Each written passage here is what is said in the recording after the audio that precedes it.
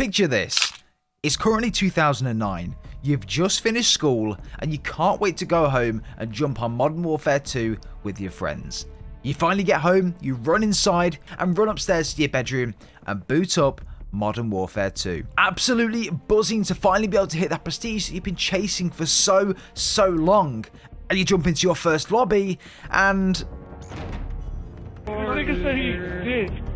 You a homo, nigga. Making fun of you dickhead. Fucking you making fun of yourself, you fucking idiot. You're looking like a loser right now. You test procedures in fucking racial, bitch. motherfucker. That's what the fuck you are. You Keep look like a using your fucking racial, Ewok. faggot. Keep Your using your mom's a racial. fucking sister. Fuck you. You won't be able to cheat with my fist in your fucking face, you old faggot. Oh, those were the days. But today, with the confirmed release of Call of Duty 2022 being Modern Warfare 2, I wanted to detail everything that we know right now about the game, from campaign, multiplayer, and a third mode that will probably blow your mind, to be honest, which apparently has been in development for over 4 years at this point. Call of Duty campaigns have always been a mixture of emotions for me and a lot of the community. The ones that you can play and think, fuck me, that was a good campaign. You always know when it's a good campaign when you are invested in the story, even when the story has completed. But then you have the other side to Call of Duty campaigns.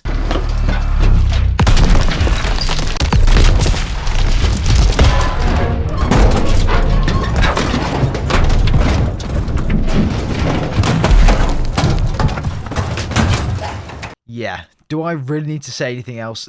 But with Modern Warfare 2 being the second iteration in the new Modern Warfare IP, we have some really interesting progression in the story and how it's going to be told going forward. Now, I'm going to do a full recap of the Modern Warfare storyline in a couple of weeks or so, just so that people can essentially pick off where Modern Warfare left off and are familiarised and summarised with the story of that game, leading on to what's going to happen in Modern Warfare 2. But we actually have a lot of details around the campaign already and how it's going to play out, where it's going to be set and what it potentially will involve. Now, all of this is subject to change before it just release, and a lot of these are from leaks and rumours, so some of them may change. It gets me really excited nevertheless reading all of this out. But if for whatever reason you want to keep the campaign a complete secret, then make sure you skip down below to the timestamps to skip past this part of the video. But for those that are here for the juicy details, here they are.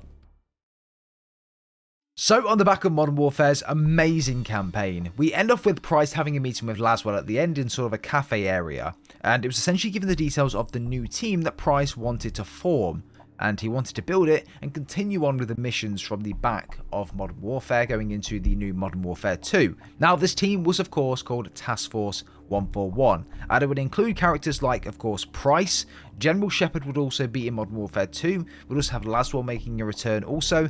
Gaz will be a part of Task Force 141. Soap will be returning as well, and I really hope we get the same voice actor. Simon Riley, aka Ghost, will be there as well in Task Force 141, and I'm really excited for his return. Nikolai Kamarov will also be making a return in Modern Warfare 2. Zakhaev and his son Victor will also be there as well, and Hadir from Modern Warfare will also be in the second iteration, with having connections with Zakhaev and also Victor as well. Obviously, we'll have a lot more characters coming into the game that we'll be introduced to going into the campaign a bit further, and maybe even have flashbacks like we did in COD 4 with Price and McMillan. Stuff like this would be really cool, and maybe even going back into the previous Modern Warfare games and giving us a bit of insight there as well. I think that would be really cool. But anyway, the campaign is actually due to be set predominantly in South America, but do expect to be travelling globally or internationally to different locations as well, with the likes of Singapore being one location that was mentioned quite significantly and showcased with coordinates in the teaser trailer. However, the Modern Warfare 2022 campaign is actually meant to involve the Mexican drug cartel very heavily, whilst incorporating the above characters and introducing new ones into the mix as well. Now, we do have leaks about the very first 2 missions of Modern Warfare 2 2022, and of course these are subject to change. Things may change here and there, but let me read the descriptions out to you because it gets me really excited for the direction that the campaigns are going in Call of Duty now.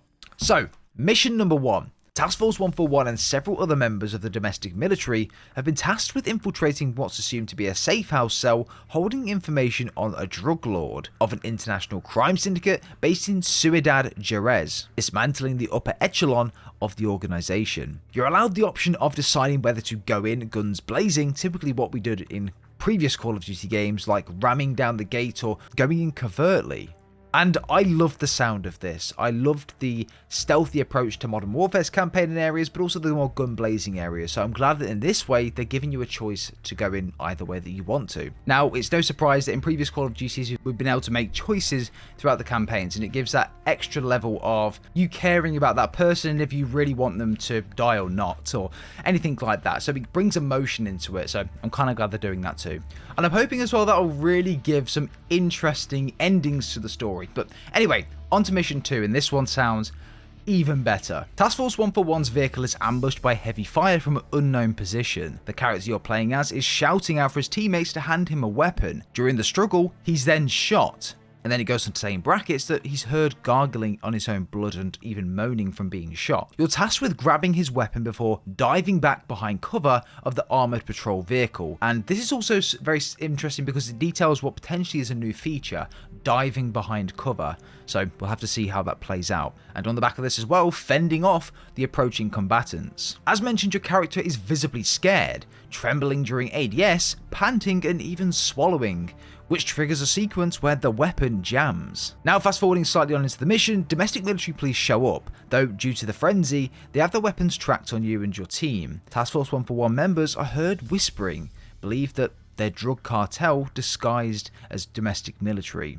You decide whether you shoot them or not. So you can rather kill the drug cartel or potentially kill a load of police officers and then suffer the consequences in that way as well. So your decisions are really important to the story from what it sounds like. Also, diving behind cover, the fact that it brings emotion and atmosphere into the campaign as well is a big thing. But the overall atmosphere of the campaign will heavily be based around your decisions and your choices throughout. If you make the wrong one, you and your team will suffer because of that, which I like the responsibility of that, especially in a game like Call of Duty. Presumably though, this also means that there's going to be multiple endings as mentioned, and I'm very much looking forward to see how this does play out going forward, and even some of the decisions that can be made. Now onto a couple of new features that this game will have. Now Modern Warfare 2 will have so many new features that we've never seen in a Call of Duty game before. Now yes, the marketing bullshit every single year makes us believe this exact same thing, saying that they're innovating and stuff like this, and we're not new to this. This has been happening for years now. But from what we've been told this time around, this seems to be true. With the game being created on pretty much a brand new engine, features such as actual fear in-game will be present as well during the campaign, and a feel of a more realistic atmosphere is also present. As mentioned, if your character becomes scared, he begins to tremble when he uses his gun. When he aims down sight, aiming becomes difficult because he's trembling, breathing heavily, and potentially injured as well. You can hear the panic in their breath when they're actually breathing also, and you can actually get behind cover now with potentially a new diving mechanic also. And there could be other mechanics that we don't know yet, but obviously during the description of that mission, we heard of one potential new feature. Along with this too, you're able to fully interact with the team and companions. You can request for a clearance of a room by your team as well, or even to take the stealthy approach and to not engage anyone, or even to take out a specific enemy on your mark. The sheer leaps this game and engine are taking sounds amazing, and it sounds very innovative for what Call of Duty, in the direction that Call of Duty needs to go. It's not in a very good spot right now, and I'm really hoping that this will be the start of something new and potentially scrapping the yearly release of it. Call of Duty's multiplayer is arguably the most important part of the game's life and success. This is the element of the game which keeps the game alive and keeps players coming back after they've finished the campaign and played the third mode. And when it's a bit shit, we've seen the negative impact that this does have on the community. With the controversial success of Modern Warfare 2019's multiplayer, there were elements of that game that were just phenomenal. The sound of the weapons, the animations, and even the graphics and the movement too. But things like map design, those fucking doors, bullshit time to kill, and how could we forget the god-awful skill-based matchmaking system? It really made the experience just horrible sometimes. Now, we have information on pretty much all of this going into Modern Warfare 2 2022. Of course, all of this is subject to change as usual, so take it with a pinch of salt, but let's get into it. So starting off with the maps that we should expect coming to Modern Warfare 2 2022, and this is what they had to say about it. The multiplayer maps are said to be traditional and stick to the Infinity Ward feel from previous games. Several leakers have already confirmed on Twitter that some of the most popular Modern Warfare 2 maps from 2009 will also be returning in this game. 5 popular all-time favourite maps have already been leaked to return, and these are Favela, Terminal, High Rise, Shipment, and Quarry. I'm excited for the likes of Quarry and Favela. We haven't really had too many remakes of those, to be honest. I think we don't think we had a remake of Quarry ever, and Favela I think we've only ever had one. Whereas Terminal, High Rise, and Shipment, I think we've had quite a few of them, so it'd be interesting to have more of the maps that haven't really been at the forefront of remakes and having them return to. With this game also going on to support the premium version of the franchise for pretty much 2 years, because there won't be a 2023 Call of Duty, expect very regular updates with maps and weapons throughout those 2 years as well. No update yet around the number of maps at launch, however I would imagine it would be very similar to Vanguard in the fact that there would be around 16 multiplayer maps at launch as well. Also alongside this as well, with the Gunsmith and the Creator class within Modern Warfare 2, the Gunsmith will apparently get more options but will be limited to 5 attachments. So again, it will go back to that 5 attachments that we used to have, and to be honest, as opposed to the chaotic 10 attachments we have right now, I kind of like this approach. I feel like 10 is way too much and 5 is kind of a happy medium. This time around as well, Infinity Ward seems to be featuring a lot of different caliber attachments like in COD Vanguard. So the leaks mentioned that calibers such as .300 AAC Blackout rounds, .485, .45 ACP, .762 and .350 Legends, and also the .450 Bushmaster rounds will also be making a return. Of course, alongside this as well, we'll have a huge selection of handguards, muzzles, magazines, and all of the other attachments that we know and love from Modern Warfare as well, which will be making some form of a return. It was also mentioned that it was possible to build different variations of weapons via the attachments in Gunsmith, so like Modern Warfare 2019.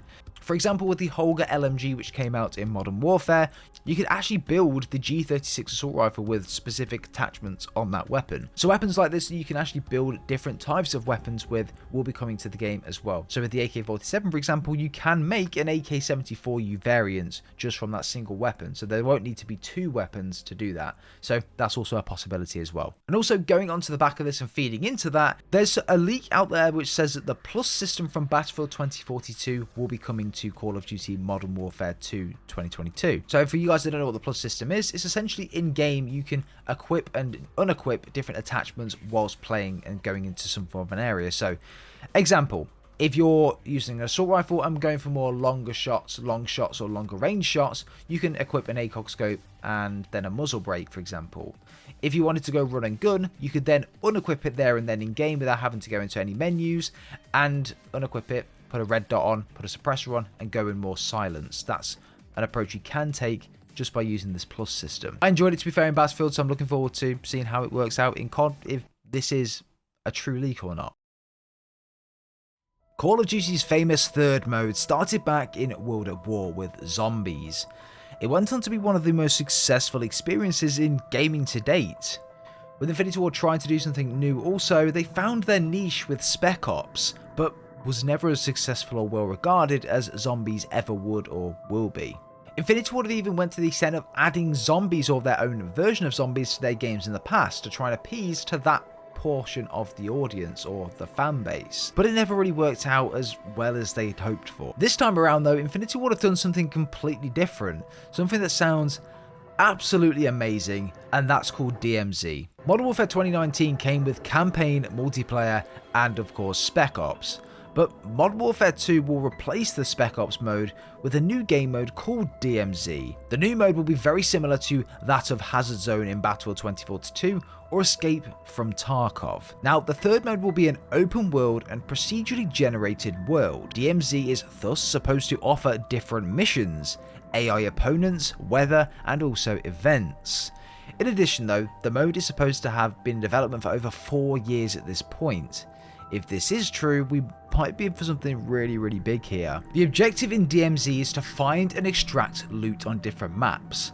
Players can loot buildings, corpses, vehicles and crates, and exfiltrate with the loot at different locations on the map. At least if you've met the requirements in order to do so. Those who die can be looted and lose all equipment and loot as well. There will be a bazaar with several AI merchants who gather, who will essentially give you missions and allow you to trade with them. The gunsmith in DMZ is based on a point system where you can buy attachments with a certain currency you earn within that mode. Points are also earned directly by playing the game. According to a brand new leak, however, weapons can also be traded for points. The mode will be much slower than the usual Call of Duty multiplayer matches and will have a big focus on armor.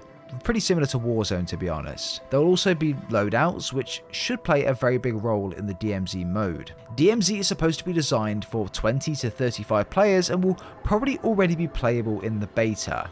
At launch, there will only be solos, followed then by duos and even then quads at some point. DMZ will also be playable independently of multiplayer. Have Infinity Ward found their third mode? I really hope so, because this does sound like the start of something extremely special. This is essentially what I hoped for with Battlefield 2042 and Hazard Zone. Having the ability to loot, go out to different things, loot buildings, and just basically have a Tarkov vibe, but not as hardcore as Tarkov. Really interesting, very looking forward to it.